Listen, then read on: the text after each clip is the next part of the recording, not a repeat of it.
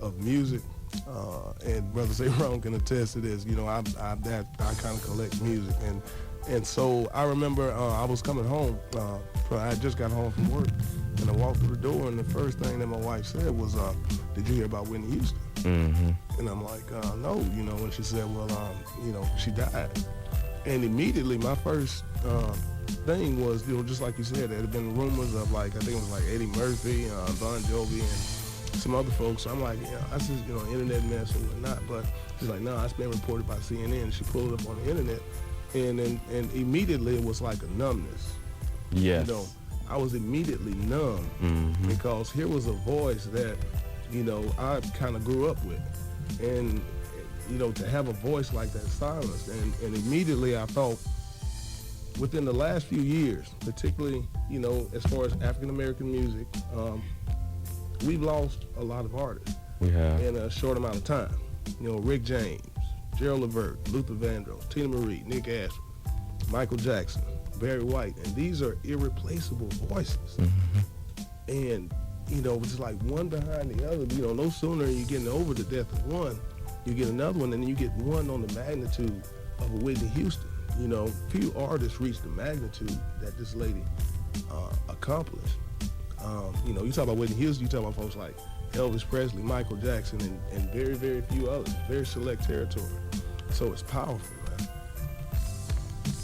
I just want everybody to just tell our listening audience out there, what is one Whitney song that you love? I know everyone here has one. Just go around the room and tell everybody what your favorite Whitney song has been.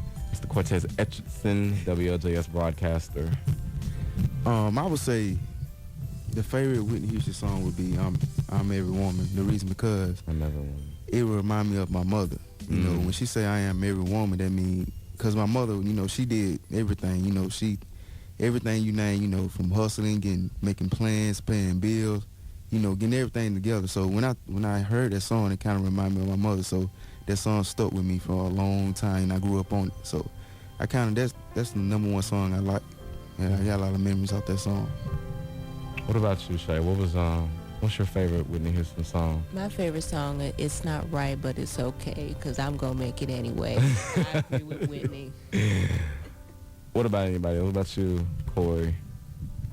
I mean, me and Cortez actually had the same favorite song because, again, I'm Every Woman. Like, again, that puts me in the mind of my mother because me growing up, my mom was a single parent, you know what I'm saying? My dad wasn't around, so I looked at my mom like a superhero. And, like, to go to your first question you asked prior to this one, what did she actually, like, what did Whitney mean to me? Like, when my mom was at work, like, I grew up in a house, I listened to old school music, The Temptations, you know, anything from Motown, and then Whitney Houston. And, like, when my mom was at work, like, Whitney, without knowing it, you know what I'm saying, that was like my second mother. Like, that was my stepmother or something, because, like, when I hear her voice, it was like, yo, it made me want to do whatever I could do, and nothing was going to stop me from doing it. And, like, so, again, Whitney kind of put me in the presence of another mother that I had because her voice was so powerful. And, like, you know, a lot of people say that the greatest words ever said is the ones not really spoken. And what that means is, like, okay, Whitney's voice was so powerful that she didn't have to say much to get one point across. And, like, when you heard her on a track, it was like, yo, you just knew. Like he said, very few people can ever reach that magnitude that Whitney accomplished in her life. And when I say very few, I mean it's like a select group. Whitney is in a league of her own when it comes to music. Like, nobody will ever touch her in the way that she delivered her music, and how she did it in her voice is pretty much once in a lifetime. That's how I feel about Whitney Houston. What about you, Sayram? What is a favorite Whitney song of yours? Wow. Favorite Whitney Houston song of mine. Nobody said it yet, but I have to say, and I will, etc. Yes, etc. etc. And when you talk about what Whitney Houston means to me, and to me as an individual, it's a dynamic presence. The world truly lost a dynamic presence even as we're sitting here in this radio station and we're all sitting here gathered having this conversation, if someone walks in the room, sometimes they don't even have to say anything. They just have a presence about themselves. And that's what a Whitney Houston was to me. And that one song, I Will Always Love You, I still can't tell you all the lyrics to the song, but that chorus right there, all the little children, especially even when I was a kid, I mean, you're drawn to that dynamic presence that she brought forth through the venue of music. It was magical in a sense. Some of you guys already mentioned the fairy godmother and things of that nature. That was, in my personal opinion, the embodiment of who she was. And when I think about that one particular song and how she projected and how she put her whole heart, mind, spirit, and soul into that song, that's one of my favorites of all time. That's what I will always remember about Whitney Houston. And it's so sad and unfortunate that we had to lose that wonderful, beautiful soul at such an early time. Mr. James Jones, who was also a broadcaster, television broadcaster here in the Calhoun County, Alabama area. What is your favorite Whitney Houston song or favorite Whitney Houston moment? Well, honestly, all of them. Man, I loved all her songs. I mean, she was one of those voices like y'all were saying, man. When she sung, it was with power. You know what I mean? She caught your attention. It's very few people that I can say can actually make the hairs on the back of my neck stand up when she sang. And, you know, most of the time you'd have to be in a live concert or arena to feel that. I mean, but with every song, the way she delivered it with such power to where you're just like, man, she was so inspiring to the point to where just me, myself, I was like, man, when I heard that she died, I was like, man, it's crazy. You know, I mean, because I guess we all going to have to die. We all going to have to cross that bridge. But like y'all were saying, somebody of that magnitude, we just lost. I mean, I honestly can think that I know she had several good years left in her, I mean, as far as her singing career. Because, I mean, it seemed like with Whitney, she just got better and better and better and better. Every performance was better and better. Matter of fact, I can't think of a time where she had an off performance. Even in her off performance, she was better than some of the people that are singing right now. A lot of people, you know. All right. You know, and there, like y'all said, there's very few people that are even in her league. Even when she was off, there were still very few people in her league. And with Whitney gone, I mean, it left a big void in the music industry. There's nobody that I can honestly say will be able to take her place in that particular setting. Do you all think that it's tough trying to be famous, trying to be known? Because one thing that really struck me, I was actually watching Piers Morgan right before I came here to the station, and B.B. Winans of the Winans family, the gospel family, the Winans family, very special friend of Whitney Houston. He mentioned that Whitney sometimes even tried to run away from fame.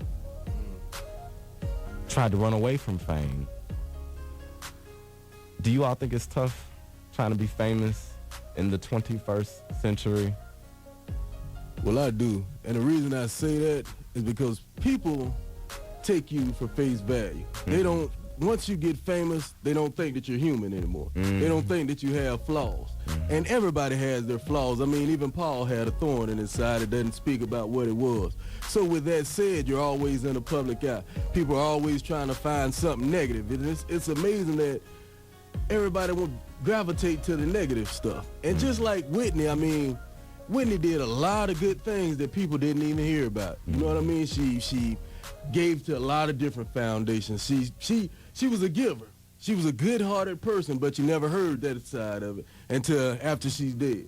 And you know, it's amazing that somebody would have to die before somebody speaks something good about them, or before they get some kind of award, some type of achievement that let people know that, hey, you are appreciated. She had to actually die before people actually start broadcasting good things about Whitney. And you know, the thing about it is, singer Fantasia, who you all also know went through a little situation a couple years ago with involving pills.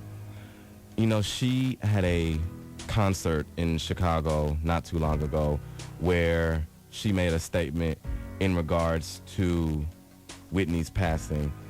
Here's just a little bit of what she said. She was at a concert Tuesday night in Chicago, and she said this, quote, "We have lost too many great people who were truly anointed from God, I promise you. But because they were anointed, the devil wanted to stop them. Every time they opened up their mouth, they blessed somebody. And the enemy don't like that. He don't want nobody to be blessed. What happens is those artists begin to go through so many things. They have to hear what people are saying about them. But I understand what those artists go through.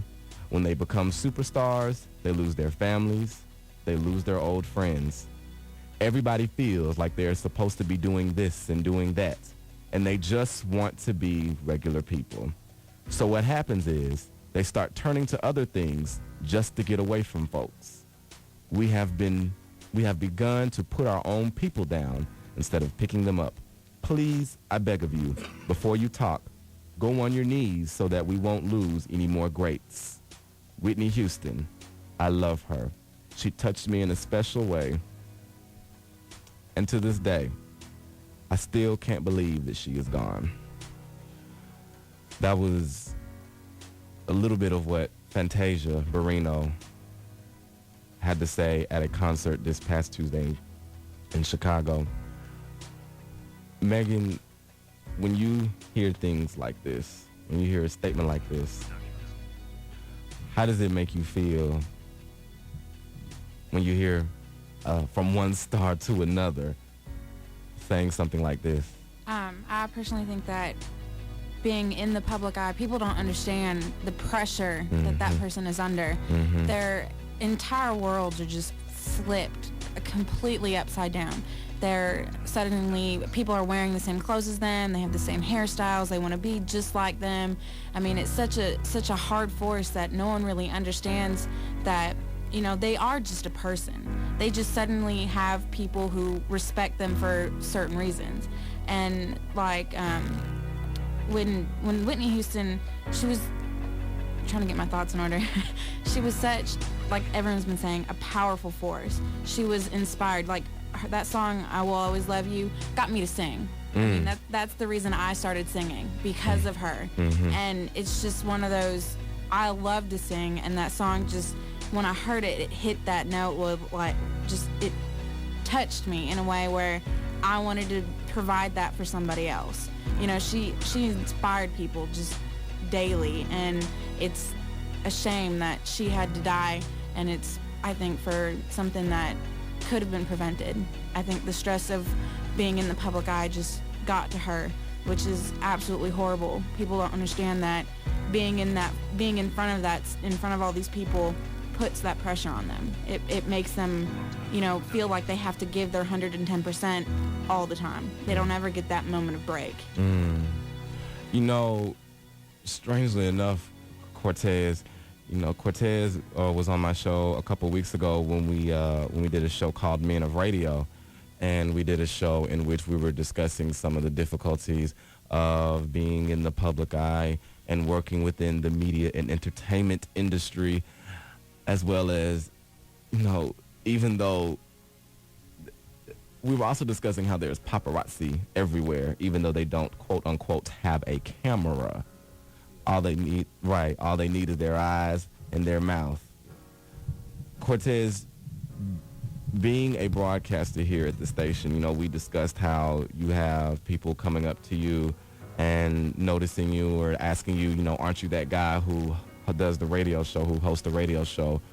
Do you think that if that were to be magnified, you know, we're well known here in this area and other parts of the country perhaps, but do you think that if what we do here at the station, being broadcasters, do you think if that were to be magnified 10 times, 15 times, 100 times, how do you think that would affect, let's just say, somebody like you? Could you maybe possibly see what Whitney was going through? Yeah, I can a lot.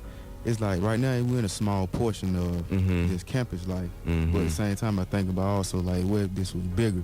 How would I react to it? And you know, when it get to that level, most time you gotta be humble. If not, you'll lose control and you'll crash. You know, that's why a lot of people, like a lot of famous people, you know, they'll go to drugs, you know, or go to other habits. 'Cause a lot of times, like, just because you famous don't mean you made out of steel. You still human, no matter what. Like, but the thing is, people don't understand it. They think you're higher than them. So that's why you got a lot of folks trying to act just as like the stars. But you know, yeah. And one thing too, I realized that, and we also discussed this on the Men of Radio show that we did a couple weeks